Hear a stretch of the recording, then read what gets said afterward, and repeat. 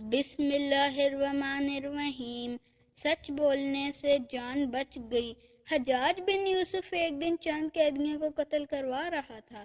ایک قیدی اٹھ کر کہنے لگا، اے امیر، میرا تم پر ایک حق ہے۔ حجاج نے پوچھا، وہ کیا؟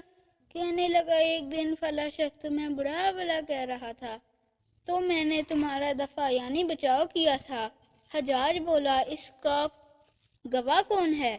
اس شخص نے کہا، میں اللہ تعالیٰ کا واسطہ دے کر کہتا ہوں کہ جس نے وہ گفتگو سنی تھی وہ گواہی دے۔ ایک دوسرے قیدی نے اٹھ کر کہا، ہاں، یہ واقعہ میرے سامنے پیش آیا تھا۔